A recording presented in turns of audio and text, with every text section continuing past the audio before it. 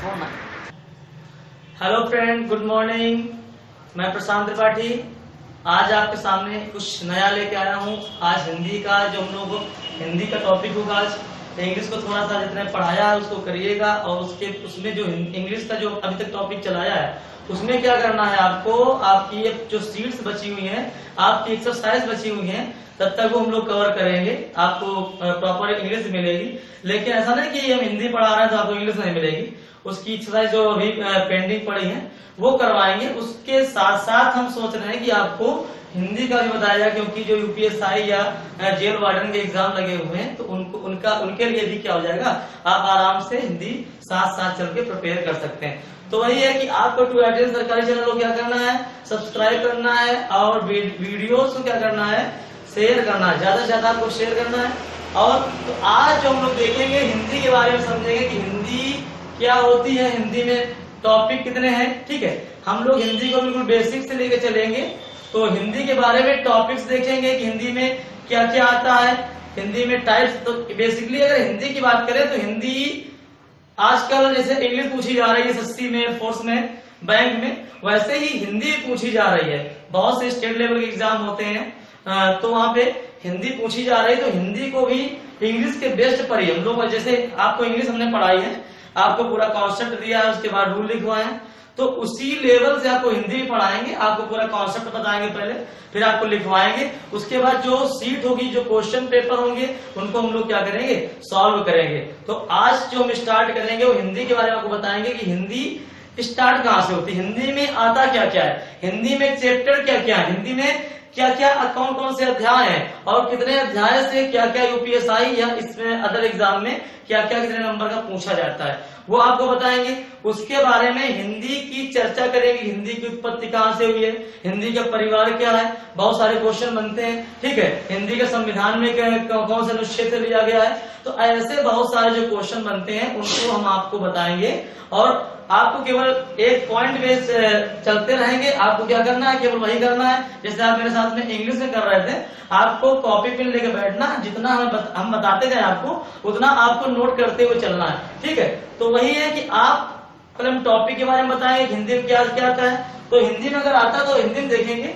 हिंदी आपकी जो होती है, पहले इसके कोर्स के बारे में जानते हैं। ठीक है, जब इसका हिंदी कोर्स आपको पता चल जाएगा तो उसके बाद हम लोग क्या करेंगे बेटा, उसके बाद हम हिंदी के बारे में पढ़ेंगे कि हिंदी क्या होती है, हिंदी भाषा क्या होती है, एक एक करके जानेंगे।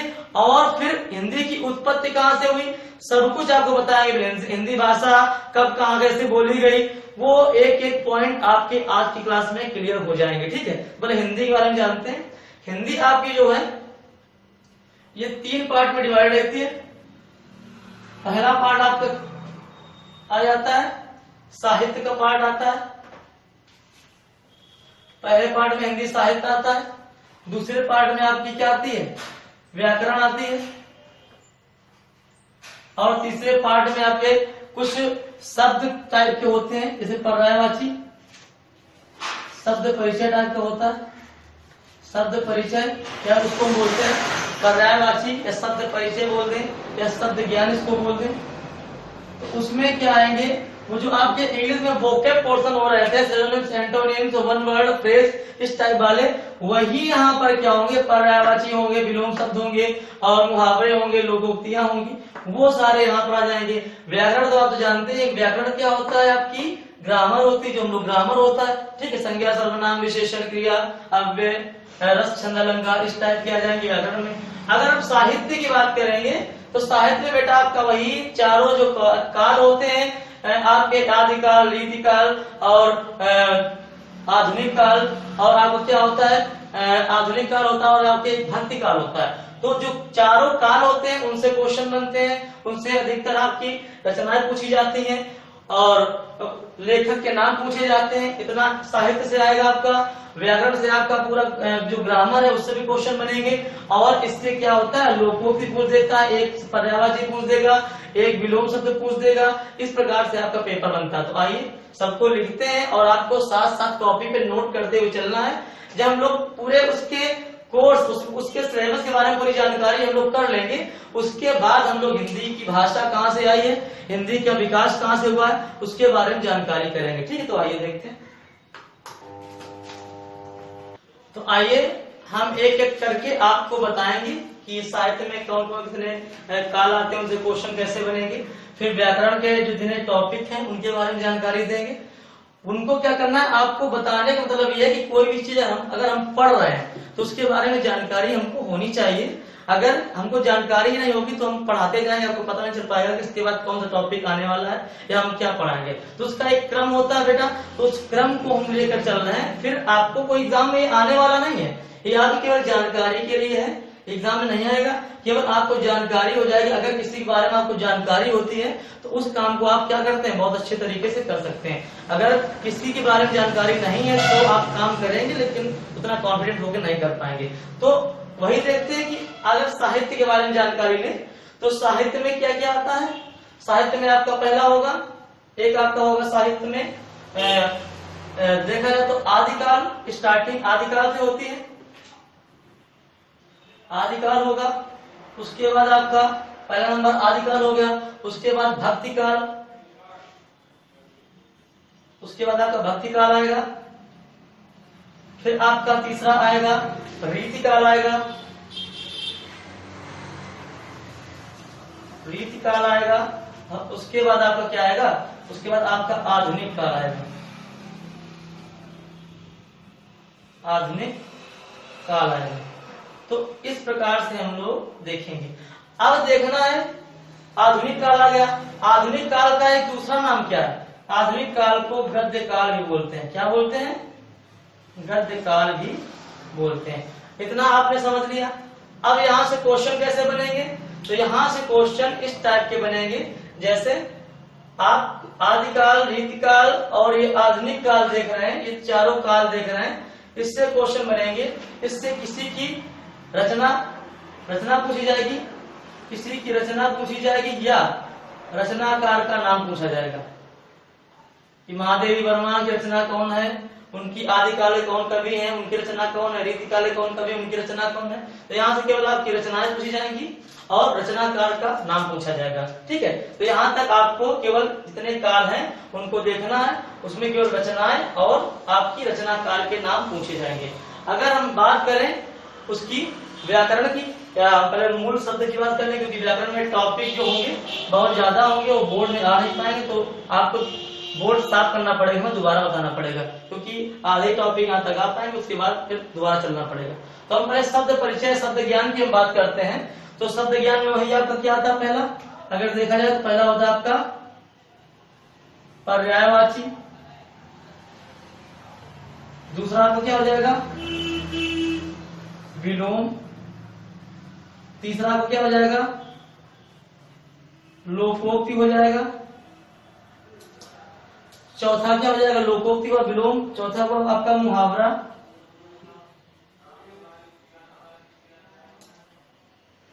और लोकोक्ति मुहावरे में अंतर होता है। लोकोक्ति जो कही जाती है, जैसे मुहावरे में क्या होता है 9 2 11 होना, ठीक है, तो इस प्रकार का जो है मुहावरा होता है, लोकोक्ति क्या होता है वो अलग होता है। ठीक है, तो मुहावरा हो गया, लोकोक्ति हो गया। फिर क्या है वाक्य के लिए, वाक्य के लिए एक शब्द, इसको इंग्लिश में वन वर्ड बोलते हैं। वाक्य के लिए एक शब्द, इसको इंग्लिश में वन वर्ड बोलते हैं, वन वर्ड सब्स्टिट्यूशन। तो कहने का मतलब आपका पर्यायवाची हुआ, विलोम शब्द हुआ, लोकोक्ति हुआ, मुहावरा हुआ, और आपका क्या हुआ वाक्य के लिए एक शब्द हुआ। उसके बाद एक आपका आता है समश्रुत समान वाले, जो सुनने में समान होते हैं, समश्रुत शब्द आते हैं। तो इस प्रकार के, जैसे हम लोग इंग्लिश में पढ़ रहे थे antonyms, allonyms, one word, phrasal word, इस टाइप के हम लोग पढ़ रहे थे, वही जो क्या उसको वोकेब बोल रहे थे, उसी को हम लोग क्या बोल रहे हैं, इसको पर्यायवाची है, विलोम है, वही पूरा सेम, चाहे ग्रामर इंग्लिश की हो चाहे आपकी हिंदी की हो। ग्रामर जो व्याकरण होती है लगभग बराबर 50 से 60-70% मैच करती है। तो अगर देखा जाए तो ये शब्द परिचय में हम लोग ये पढ़ेंगे विलोम, इनसे भी एक नंबर क्वेश्चन एग्जाम पूछे जाते हैं। आप कोई भी एग्जाम देने जाएंगे, अगर 30-40 क्वेश्चन है तो आप एक नंबर क्वेश्चन पर्यायवाची, विलोम शब्द और लोकोक्ति, मुहावरा, वाक्य शब्द और समश्रुत शब्द से बनते हैं। ठीक है, अब हम बात करते हैं व्याकरण की। तो व्याकरण में कौन कौन से टाइप आएंगे, तो व्याकरण स्टार्ट कहाँ से होती है, व्याकरण का जो स्टार्टिंग है तो हम लोग वर्णमाला से करेंगे। तो पहला जो हम लोग का टॉपिक होगा वो क्या होगा, आपका वर्णमाला होगा। वर्णमाला होगा, क्योंकि वर्णों का हम लोग ज्ञान देख लेंगे, उसके बाद हम लोग आगे के टॉपिक को पढ़ेंगे। तो जैसे दूसरा आपका टॉपिक है तो दूसरा आपका क्या हुआ, दूसरा आपका वर्णमाला से स्टार्ट करेंगे। तो वर्णमाला में आप वर्णमाला को पढ़ेंगे, उसके बाद दूसरा आपका क्या हो जाएगा, दूसरा आपका हो जाएगा उपसर्ग है, जो शब्द के आगे लगता है, सबको एक एक टॉपिक बताएंगे। तीसरा आपका क्या हो जाएगा, प्रत्यय हो जाएगा, और वर्णमाला, उपसर्ग, प्रत्यय, उसके बाद आप पढ़ेंगे फिर संज्ञा पे हम लोग आएंगे। चौथा आपका टाइप होगा संज्ञा आएगा, फिर क्या होगा, सर्वनाम होगा, पांचवा, छठा आपका संज्ञा, सर्वनाम, विशेषण, उसके बाद विशेषण, उसके बाद क्या हो जाएगा, क्रिया मान सकते हैं। फिर आठवां क्रिया विशेषण,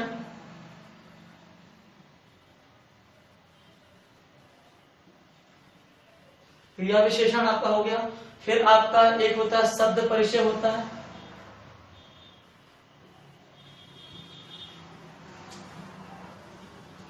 एक आपका शब्द परिचय होता है। फिर आपका एक अव्यय होता है। इसी प्रकार का आपका 9 और 10 टॉपिक उसके बाद हम लोग देखेंगे। उसके बाद हम लोग देखेंगे शब्द परिचय,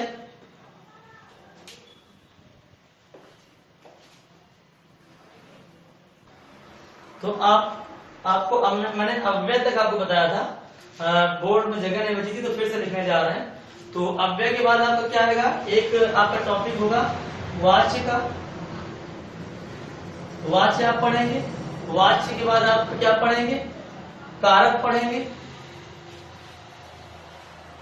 फिर क्या पढ़ेंगे, संधि पढ़ेंगे, संधि पढ़ेंगे। फिर क्या पढ़ेंगे, संधि, फिर समास पढ़ेंगे, संधि हो गया, समास हो गया। उसके बाद देख लीजिए, उसके बाद संधि समास हो गया, उसके बाद आपका कारक, वाच्य, कारक, संधि, समास। उसके बाद आपका विराम चिन्ह, विराम चिन्ह भी पूछा जाता है, एक बार आया है, एक यूट्यूब से एग्जाम में विराम चिन्ह पूछता है, कैडेट पूछता है, तो आपको याद रखना है। उसके बाद एक टॉपिक बचता है आपका रस होता है, फिर आपका होता है एक छंद होता है, फिर आपका एक होता है अलंकार। इतने टॉपिक आपके हैं जिनको आपको पढ़ने हैं, ठीक है। उसके बाद हम लोग क्या करेंगे, जब आप लोग इतने टॉपिक पढ़ लेंगे तो उसके बाद हम लोग क्या करेंगे कि आराम से एक एक करके, अब आपको हमने बता भी दिया है कि साहित्य में क्या पूछा जाएगा। जो साहित्य का पोर्शन होता है हम आपको फिर से बताते हैं। जो हिंदी आपकी है, हिंदी अभी केवल हम लोग बेसिक हिंदी के बारे में देख रहे हैं कि हिंदी कहाँ से आई है, और हिंदी मतलब कि हिंदी के अंदर क्या क्या है। अभी हम हिंदी का विकास पढ़ाएंगे आपको, तो आपको हिंदी के बारे में जानकारी मिलेगी। अभी आप हिंदी के बारे में देख रहे हैं कि हिंदी में 3 पोर्शन होते हैं, 3 टाइप होते हैं, 3 इसके प्रकार होते हैं। पहला प्रकार होता है साहित्य का, एक साहित्य का पोर्शन है। दूसरा इसका पोर्शन व्याकरण का होता है। तीसरा शब्द ज्ञान है, शब्द परिचय का होता है, ठीक है। तो पहला जो साहित्य का पोर्शन है आपका, उसमें आपके 4 काल होते हैं। आदिकाल, पुराने से स्टार्ट होता है आदिकाल, फिर भक्ति, फिर रीत, फिर आधुनिक। इसी में मीराबाई और इसी प्रकार से कबीरदास, तुलसीदास, इनके सबकी रचनाएं पूछी जाती हैं, ठीक है। मुंशी प्रेमचंद इस टाइप के। तो कोई आदिकाल में आएगा, कोई आधुनिक काल में आएगा, कोई रीति काल में आएगा। तो उनकी इतने काल से केवल उनकी रचनाएं आती पेपर में, एग्जाम में, और रचनाकार के नाम की रचना भैया दी गई है। उसकी महादेव वर्मा की कौन सी, ठीक है। तो प्रेमचंद की रचना कौन सी है, रचना दे देंगे, पूछ देंगे कि ये रचना किसने लिखी। तो इसमें केवल साहित्य में आपका रचनाकार का नाम ही पूछा जाएगा।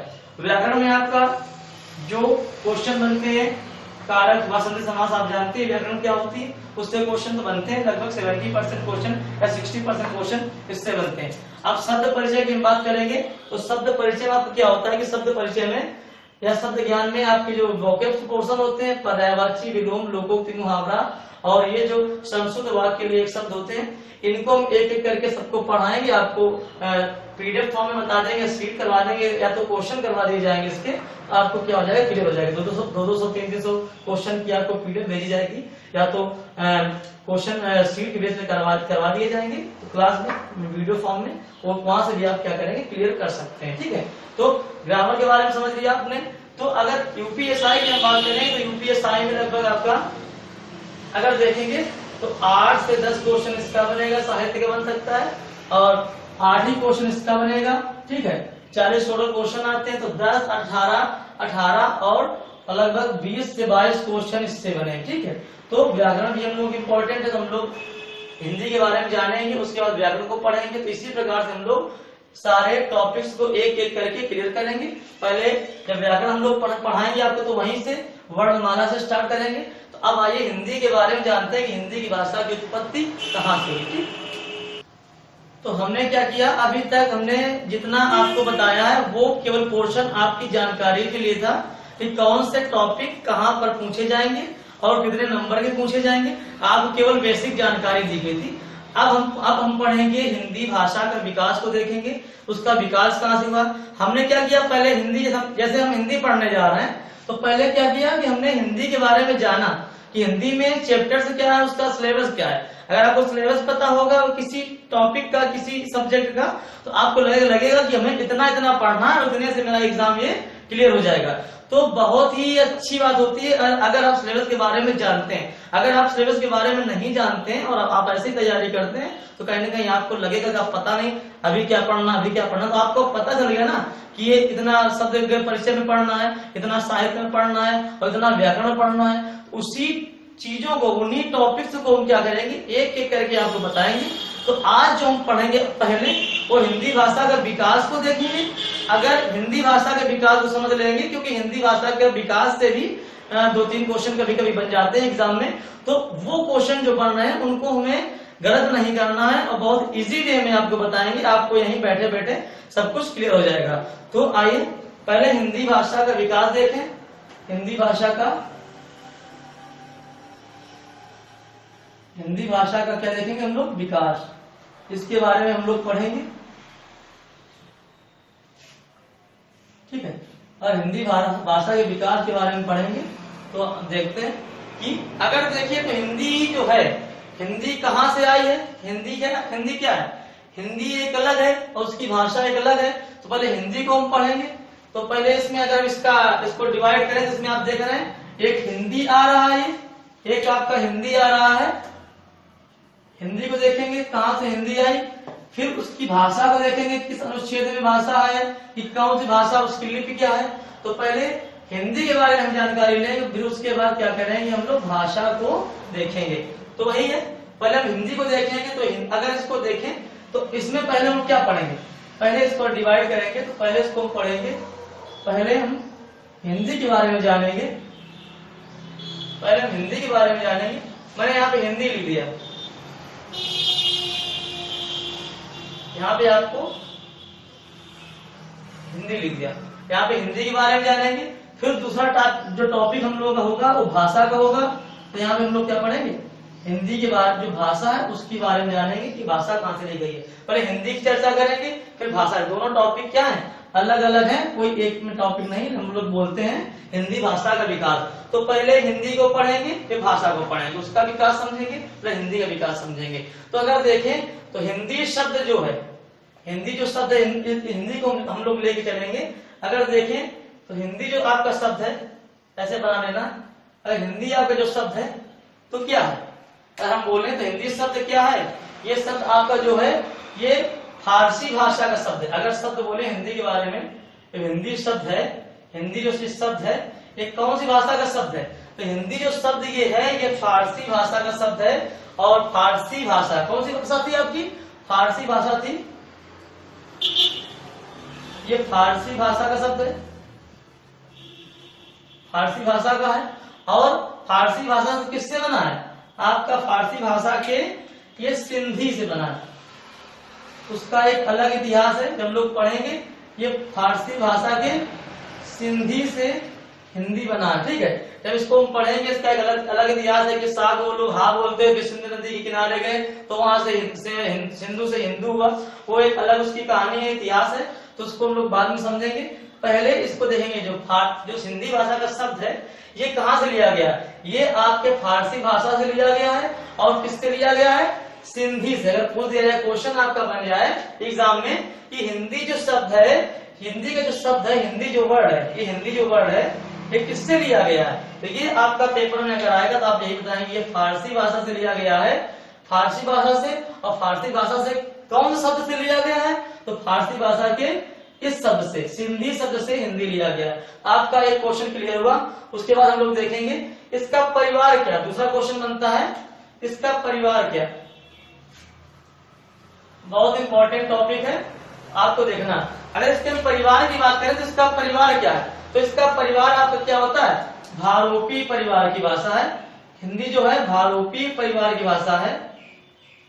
तो आप देखेंगे, आपको मैंने बताया कि जो हिंदी शब्द है वो फारसी भाषा का शब्द है और फारसी भाषा इसके कौन शब्द से हिंदी बना है, सिंधी से हिंदी बना है। अब उसके परिवार की बात आती है, भाई कोई अगर बालक होता है तो पहले उसके बारे में जानकारी होती है, इसका नाम मोहन है, फिर वो मोहन जो है वो किस परिवार का है ये बताते हैं ना, तो वो जो मोहन है या जो हिंदी है वो भारोपी परिवार का है, वो शुक्ला परिवार का, वो तिवारी परिवार का, मिश्रा परिवार का, यादव परिवार का, इस प्रकार का जो परिवार होता है, ठीक है, उस परिवार की हम बात कर रहे हैं, तो उस परिवार का है। उसके बाद तीसरा टॉपिक आपका आता है कि इसका जो हिंदी का है ये विश्व में स्थान कौन सा है। अगर हम बोले तीसरा टाइप है, हम इतिहास की बात कर रहे हैं, केवल हिंदी के, भाषा के इतिहास की बात नहीं कर रहे हैं। जब भाषा पे आएंगे तो भाषा की भी बात करेंगे। तो पहले हम देख रहे हैं कि विश्व में स्थान कौन सा है, स्थान कौन सा है। अगर विश्व में स्थान की बात करें तो हिंदी का विश्व में स्थान आपका कैसा है, आपका दूसरा स्थान है। कैसा स्थान है, दूसरा। बहुत ही इंपॉर्टेंट क्वेश्चन है ये, जो तीनों जितना भी आप अभी हिंदी भाषा के विकास के बारे में आपको बताएंगे बहुत ही इंपॉर्टेंट है और कहीं ना कहीं एग्जाम में कोई ना कोई एग्जाम में पूछा जरूर गया है। तो आपको क्या करना है, जैसे हम चार्ट बनाते चले जा रहे हैं आपको ऐसे ही चार्ट बनाना है और नोट करते हुए चलना है, ठीक है। अगर फिर दिक्कत आती है तो आपको कमेंट सेक्शन में बताना, वो बात की बात है। लेकिन अभी देखना है आपके 3 क्वेश्चन तैयार हुए, कौन कौन से तैयार हुए, हिंदी भाषा की कौन सी भाषा, हिंदी जो शब्द है किस भाषा से लिया गया है, तो आप बताएं फारसी भाषा से लिया गया है। फारसी भाषा किस शब्द से लिया गया है, सिंधी शब्द से हिंदी लिया गया। एक क्वेश्चन आपका यहाँ तैयार हो गया और कहीं ना कहीं एग्जाम में आया हुआ क्वेश्चन है, ठीक है। फिर एक बहुत इंपॉर्टेंट क्वेश्चन आपका बनता है कौन सा, कि हिंदी के जो परिवार है वो कौन सा परिवार है, तो हिंदी का परिवार आपका भारोपी परिवार है, ठीक है। फिर एक क्वेश्चन बनता है आपका इस हिंदी का विश्व में स्थान कौन सा है, तो हिंदी का विश्व में स्थान आपका दूसरा है। फिर अब आता है हिंदी का जन्म, ठीक है, कि हिंदी का जो है जन्म कहाँ से हुआ, हम जन्म की बात कर रहे हैं, हिंदी का जन्म, ठीक है। तो हिंदी के जन्म के बारे में हम देखेंगे। तो हिंदी का जन्म आपका आदि जन्मी, तो आपको बताएंगे, आपका एक होगा जन्म से रिलेटेड होगा कि जन्म में 2 पॉइंट आप आएंगे। क्या आएगा, एक पूछा जाता है, बहुत कंफ्यूजिंग क्वेश्चन होता है, बहुत मतलब आप कंफ्यूज होंगे जन्म वाले में, क्योंकि एक आदि जननी होता है, एक 2 क्वेश्चन बनते हैं यहाँ से। ऐसा अगर हिंदी के बारे में बात करें तो एक होता है आपका आदि जननी, आदि जननी की बात करेगा और एक आपका बात करेगा जननी की बात करेगा, 2 क्वेश्चन बनेंगे। तो अगर हम बात करें तो उसकी जन्म जो हिंदी का जन्म है उसकी आदि जननी कौन सी है, तो आदि जननी के बारे में बोलेंगे तो हम लोग जानते हैं आदि जननी कौन सी है, संस्कृत जो आपकी भाषा है, हम लोगों की संस्कृत भाषा जो है वो आपकी कैसी है, आदि जननी है, ठीक है। अगर जननी की बात करेंगे तो क्या हो जाएगा, जननी आपकी क्या होती है, आपको भ्रंश होती है, ठीक है, आपको भ्रंश क्या होती है, आपकी जननी होती है। आदि जननी क्या हुआ, संस्कृत हुआ, जननी क्या हुआ, अपभ्रंश हुआ, ठीक है। इतना हम लोगों ने समझ लिया। अगर आप पूछें कि संस्कृत की उत्तराधिकारी भाषा कौन सी है, संस्कृत की, या 2 क्वेश्चन बनेंगे, उत्तराधिकारिणी, उत्तराधिकारिणी। अगर पूछे संस्कृत की उत्तराधिकारिणी भाषा कौन सी है, जैसे ना उत्तराधिकारी, उत्तराधिकारी मतलब कि संस्कृत का जन्म किससे हुआ है? भाई जो राज्य का सम्राट होता है उसका उत्तराधिकारी उसका बेटा ही तो होता है। तो जब संस्कृत की आदि जननी है तो संस्कृत की आदि जननी कौन है? संस्कृत आदि जननी किसकी है? हिंदी की है भैया। जब हिंदी की आदि जननी संस्कृत है तो उत्तराधिकारी कौन होगा उसका? हिंदी होगी। ठीक है, तो अगर बोलते हो हिंदी किसकी उत्तराधिकारी है तो हम बताएंगे संस्कृत की उत्तराधिकारी है। अगर ये बोलते संस्कृत की उत्तराधिकारी कौन है तो हम हिंदी बता देंगे। तो कहने का मतलब उत्तराधिकारी वही आपका होता है जो क्या होता है उसका पुत्र होता है या पुत्री होता है। तो अब एक और बात आती है, अगर पुत्र और पुत्री की बात आई है तो आपको ये भी जानकारी होना चाहिए कि हिंदी का लिंग क्या है। हिंदी का आपका लिंग क्या है? ये स्त्रीलिंग है, लिंग है कि पुल्लिंग है? अगर हम लोग लिंग की बात करेंगे तो हिंदी का जो लिंग है ये आपका स्त्रीलिंग होती है। हिंदी कैसी होती है? आपकी स्त्रीलिंग होती है। ठीक है, तो तभी यहाँ पे हम लोग उत्तराधिकारी नहीं लिख रहे हैं, उत्तराधिकारी नहीं लिख रहे हैं। ठीक है, तो हम लोग क्या समझ गए होंगे आप? अगर पूछ दिया जाए कि हिंदी का लिंग क्या है तो हिंदी क्या होती है? स्त्रीलिंग होती है। ठीक है, तो आपने जन्म के बारे में समझ लिया कि आदि जननी संस्कृत है, उत्तराधिकारी उसकी हिंदी है। जननी क्या है? अगर केवल जननी की बात की जाए तो जननी क्या होती है? जननी आपकी अपभ्रंश होती है। तो ये दो क्वेश्चन एग्जाम में बनते हैं तो बहुत से बच्चे कंफ्यूज हो जाते हैं, वही वो इतना डाउट में आ जाते हैं कि एग्जाम का प्रेशर होता है तो उनके पास फिर क्या देखते हैं वो आदि जननी को कभी भूल जाते हैं, अपभ्रंश लगा देते हैं, कभी संस्कृत लगा देते हैं। तो आपको ध्यान रखना है जब कभी भी जन्म के बारे में बात की जाए तो अगर उसमें आदि जननी डेटा दी गई हो तो उसका संस्कृत होती है, अगर जननी की बात की जाए तो क्या होती है? अपभ्रंश होती है। आपको बहुत ही जो छोटे छोटे पॉइंट हैं इनको ध्यान देना है और इसी से क्वेश्चन बनते भी एग्जाम में, तो एग्जाम में क्वेश्चन गलत ना हो इसलिए ध्यान रखना। अगर उत्तराधिकारी बोलेंगे तो क्या होगी? हिंदी। ठीक है, अब हम बात करते हैं इसका जन्म हो गया, अब इसकी आकृति क्या? इसकी आकृति कैसी? हम आकृति की बात करेंगे, अगर इसके आकृति की बात करेंगे तो आकृति कैसा एग्जाम में क्वेश्चन बनता है? इसकी आकृति कैसी है? श्लिष्ट श्लिष्ट योगात्मक होती है। इसकी आकृति कैसी होती है? श्लिष्ट योगात्मक। ये भी क्वेश्चन बनता है, बहुत से क्वेश्चन सब इंपॉर्टेंट चल रहे हैं। उसकी आकृति कैसी होती है? श्लिष्ट योगात्मक होती है। फिर इसके बाद इसके लिपि के बारे में आती है, इसको थोड़ा रफ करेंगे बताते हैं। आइए, तो अब हमने उसकी आकृति देखी, जो हिंदी की आकृति कैसी होती है तो श्लिष्ट योगात्मक होती है, आपको यहाँ तक बता दिया था। फिर आपका एक लिपि के बारे में आता है कि हिंदी की लिपि क्या है। हिंदी जो लिखी जाती है उसकी लिपि क्या है? तो लिपि क्या है? उसकी लिपि सभी लोग जानते हैं, उसकी लिपि क्या होती है? देवनागरी होती है। हिंदी जो लिखी गई देवनागरी लिपि में लिखी गई है, देवनागरी लिपि है इसकी। अब अगर देवनागरी लिपि की बात करें तो क्या आएगा कि देवनागरी की उत्पत्ति किससे हुई? एक क्वेश्चन बनता है कि हिंदी की लिपि क्या है तो देवनागरी लिपि है। हम समझ लीजिए। अब देवनागरी की अगर हम बात करें तो देवनागरी की लिपि क्या है? अरे देवनागरी की उत्पत्ति क्या है? किससे हुई है? कौन सी लिपि से हुई है? तो देवनागरी की जो उत्पत्ति है इसकी उत्पत्ति किससे हुई? देवनागरी जो हिंदी की लिपि है इसकी उत्पत्ति आपकी ब्राह्मी से हुई है। इसकी उत्पत्ति जो हुई है आपकी ब्राह्मी लिपि से हुई है। इसको ऐसे भी लिख सकते हैं, इस फॉर्म में लिख सकते हैं, ये ब्राह्मी लिपि से हुई है। ठीक है, तो हिंदी की उत्पत्ति हिंदी की लिपि कौन सी है? देवनागरी लिपि है। उसकी उत्पत्ति कहाँ से हुई है? उसकी उत्पत्ति आपकी ब्राह्मी लिपि से हुई है। ठीक है, इतना समझ लिया ना? क्योंकि हिंदी की लिपि तो देवनागरी लिपि है, लेकिन अगर क्वेश्चन एग्जाम में ये बन जाए आपका कि जो देवनागरी लिपि है इसकी उत्पत्ति कहाँ से हुई है तो हम लोग बता सकते हैं कि उसकी उत्पत्ति ब्राह्मी लिपि से हुई है। ठीक है, तो उसके बाद हम लोग देखते हैं कि इतना हमने पढ़ा।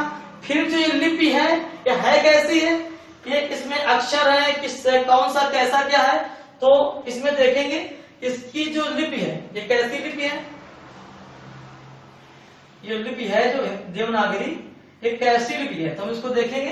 ये कैसी है मतलब किस टाइप की लिपि है?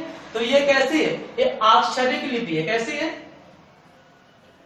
ये अक्षरिक अक्षर वाली लिपि है, आक्षरिक लिपि है।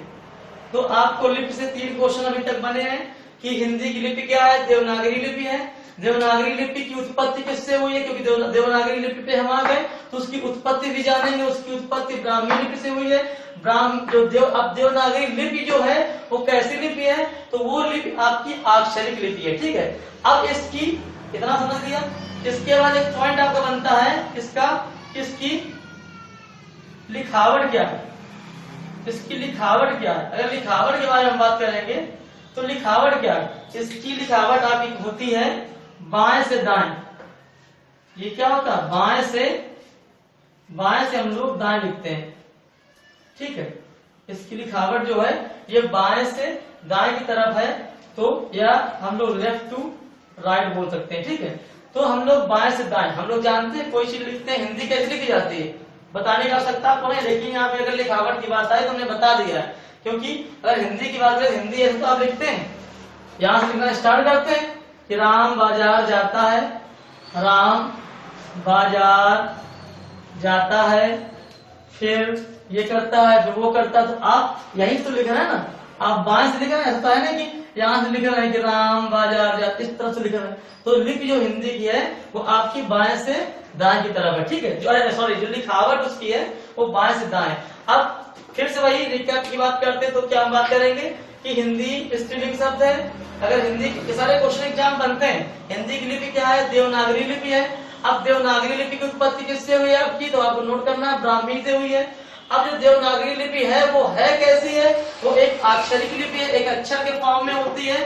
अब उसकी लिखावट क्या है, तो लिखावट क्या है बेटा उसकी, बाएं से दाएं। ठीक, इसके बारे में आगे देखेंगे। तो अब देखेंगे कि लिखावट की आपको पता चल गई। अब क्या है कि जो इसकी जो लिपि है, लिपि की आवश्यकता क्या है, जो लिपि है इसकी आवश्यकता क्या है, कि कहाँ इसका आवश्यकता होती है, इसकी आवश्यकता क्या है आपकी, इसकी आवश्यकता आपकी होती है, किसमें होती है। अगर देखें तो भाषा, मैंने बताया अगर लिखावट की बात है तो बाएं से हम लोग दाएं लिख रहे हैं। ठीक है, फिर इसकी आवश्यकता की हम लोग बात कर रहे हैं, तो आवश्यकता पे हम लोग क्या करेंगे भाई, भाषा को लिखने की तो आवश्यकता है। अगर भाषा को लिख रहे हैं किसी लिपि में, वही उसकी आवश्यकता होती है। तो अब आवश्यकता में होता है, इसकी आवश्यकता क्या है, भाषा को लिखना। भाषा को जो हम लोग लिख रहे हैं इसी की आवश्यकता है, क्योंकि यही तो हमको बताया गया, जो लिपि होती है वो भाषा की एक लिखावट होती है, उसका बाएं से दाएं लिखा जाता है। तो इस प्रकार के क्वेश्चन बनते हैं। ठीक है, अब आवश्यकता की बात हो गई। अब हो रहा है कि लिपि में जो सुधार, लिपि में सुधार कब हुआ, सुधार भी कुछ होते रहते हैं। तो लिपि में सुधार क्या हुआ कि कुछ लिपि इनकी गड़बड़ रही होगी पहले स्टार्टिंग में, तो क्या लिपि में एक सुधार किया। ठीक है, तो उस जो सुधार था, उस सुधार को क्या नाम दिया गया, उसको जो सुधार के बाद एक फॉन्ट बनता ना, हम लोग व्हाट्सएप पे फॉन्ट चेंज करते हैं स्टेटस लगाने पे, तो जो लिपि का जो एक फॉन्ट बना, वो आपका फॉन्ट क्या था, वो बाल गंगाधर तिलक के नाम पर ही तिलक फॉन्ट उसका नाम दिया गया। तो उसी को देखते हैं, जो इस पे सुधार की बात की वो किसने की, जब तिलक फॉन्ट आया उसका नाम, तो तिलक किसका नाम है आपका, तिलक बाल गंगाधर तिलक का नाम है। तो सुधार किसने किया, बाल गंगाधर तिलक ने किया।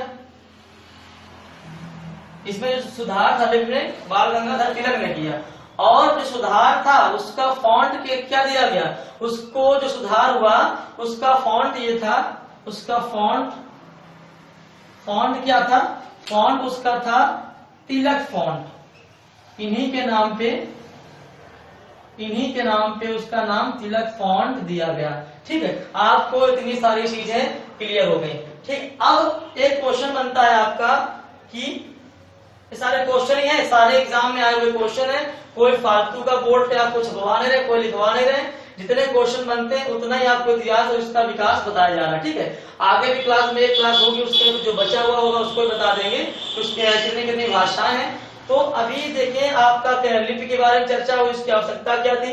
और उस लिपि में सुधार किसने किया? तो बाल गंगाधर तिलक ने किया सुधार। उसका जो सुधार होकर उसका फॉन्ट बदला, तो फॉन्ट क्या बदला? उसको तिलक फॉन्ट दिया गया। उसको नाम क्या दिया गया?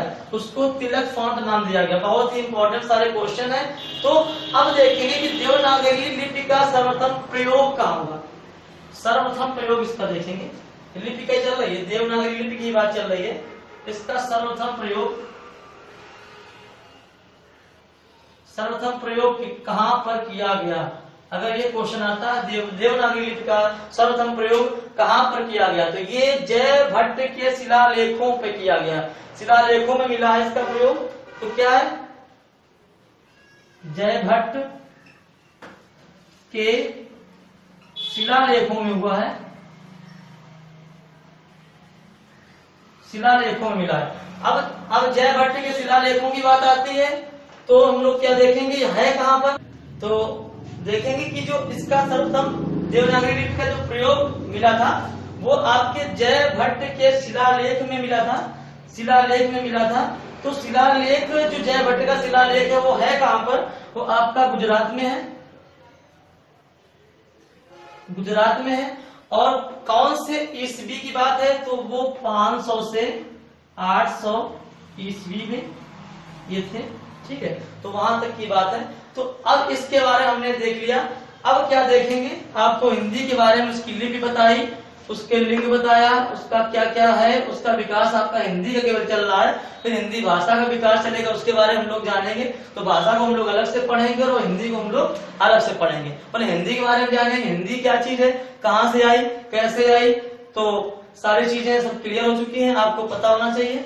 तो ये सब आपको क्या करना है, जैसे मैंने नोट किया है वैसे आपको नोट कर लेना है, क्योंकि जितने भी पॉइंट मैंने बोर्ड पे लिखे हैं अभी तक बहुत इंपॉर्टेंट है, कहीं ना कहीं एग्जाम में आए हुए हैं।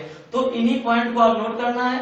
जैसे लिपि कहा, उसकी उत्पत्ति ब्राह्मी से हुई। ठीक है भाई, लिपि तो देवनागरी बनी है हिंदी की, उसकी जो उत्पत्ति वो कहां से? वो ब्राह्मी से हुई। फिर इसकी कैसी जो लिपि है उसकी लिपि कैसी है, किस प्रकार की, उसका टाइप क्या है लिपि का? तो अक्षरिक लिपि। मतलब बहुत से क्वेश्चन बनते हैं, वो उसी में घुमाता रहेगा, उसी में कंफ्यूजन देता रहेगा। तो आपको कंफ्यूज नहीं होना, क्योंकि आपको हर पॉइंट मैंने एक एक करके समझा दिया है। तो आप कंफ्यूज अब नहीं होंगे और आप हर पॉइंट को आप क्लियर करके चले जाएंगे। तो उसकी लिपि जो बनावट है वो कैसी है?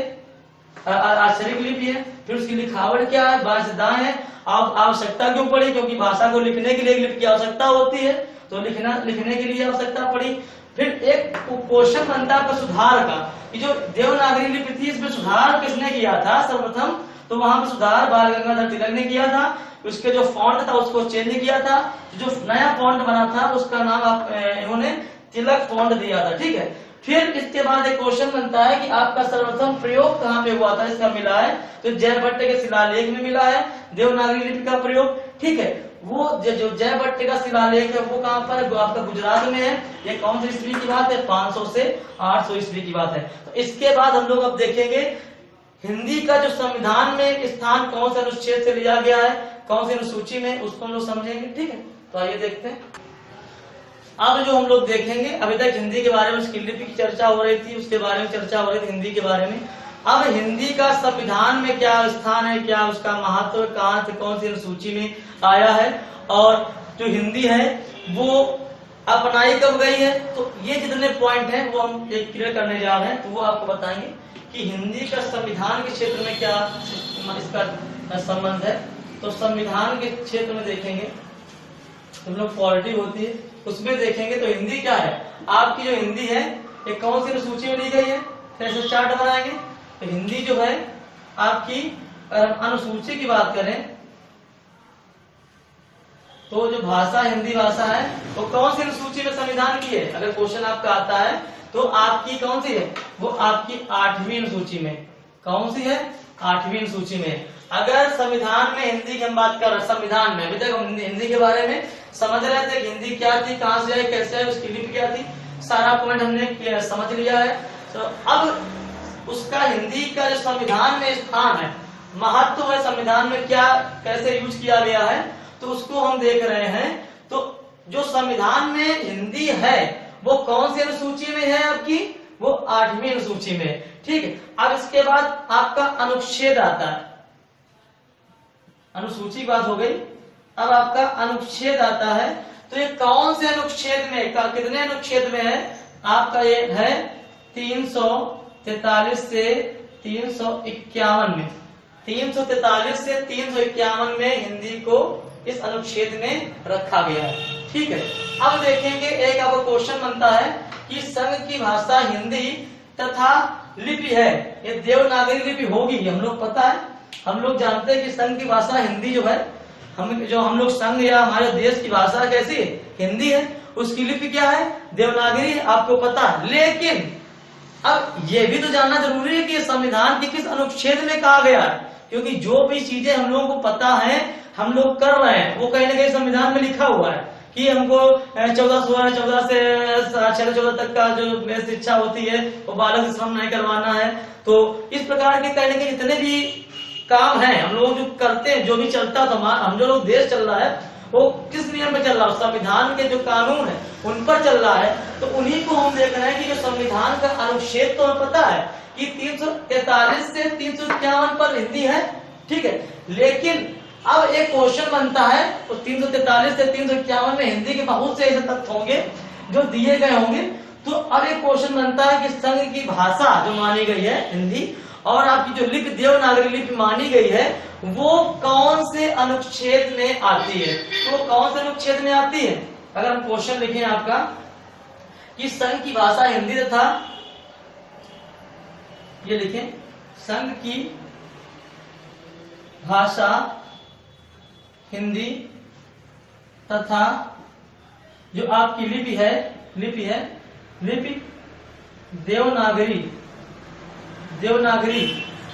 किसमें होगी, जो संघ की भाषा हिंदी जो मानी गई है और जो लिपि देवनागरी कही गई है जिसको हम लोग पढ़ रहे हैं, वो किस अनुच्छेद में कहा गया है, उसको 343 के फर्स्ट या 343 के का में कहा गया है। अब एक बात क्लियर हो गई, अनुसूची कौन सी अनुसूची में हिंदी है, 8वीं अनुसूची में है। अनुच्छेद कौन कौन से, 343 से 351 तक के अनुच्छेद में हिंदी को बताया गया है। फिर एक क्वेश्चन आपका बनता है कि संघ की भाषा हिंदी तथा उसकी जो लिपि देवनागरी है वो कौन से अनुच्छेद में कही गई है, मतलब कौन से अनुच्छेद में ये कहा गया है। एक क्वेश्चन बनेगा आपका कि कौन से अनुच्छेद में ये कहा गया है कि संघ की भाषा तथा उसकी लिपि देवनागरी होगी। तो क्वेश्चन आपका जो आंसर होगा वो आपका 343 का या 343 फर्स्ट में ये कहा गया है। फिर एक आपका क्वेश्चन बनता है कि इसको अपनाया कब गया है,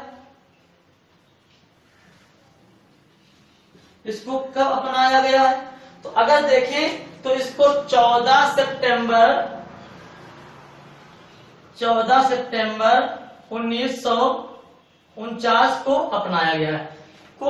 अपनाया गया 14 सितंबर 1949 को। तो वही जो 14 सितंबर था तभी हम लोग उसको क्या बोलते हैं, हिंदी दिवस के नाम से जानते हैं।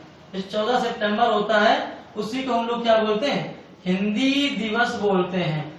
जो हम लोग हिंदी दिवस मनाते हैं वो 14 सितंबर क्यों मनाते हैं, क्योंकि जो हम लोग हिंदी थी उस संविधान में 14 सितंबर 1949 को अपनाई गई थी। इसीलिए जो हिंदी दिवस मनाया जाता है वो आपका 14 सितंबर को हिंदी दिवस हम लोग मनाते हैं। ठीक है, तो आगे देखेंगे। तो आइए आपको फिर एक बार बताते हैं कि हिंदी का क्या है। वो तो हिंदी जो शब्द है और कौन सा स्त्रीलिंग है।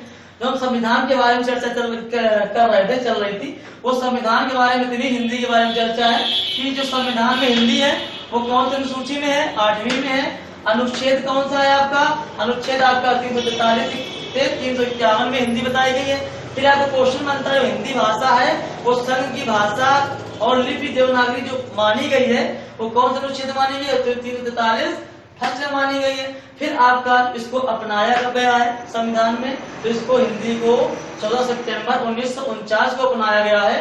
तो जब 14 सितंबर 1949 की जो डेट है, इसी डेट को हम लोग क्या मनाते हैं, हिंदी दिवस मनाते हैं। ठीक है, तो कहने का मतलब है यहाँ तक जो हमने हिंदी का आपको बताया था कि हिंदी के बारे में जानकारी देने को कहा था, वो यहाँ तक जानकारी पूरी कंप्लीट हो चुकी है।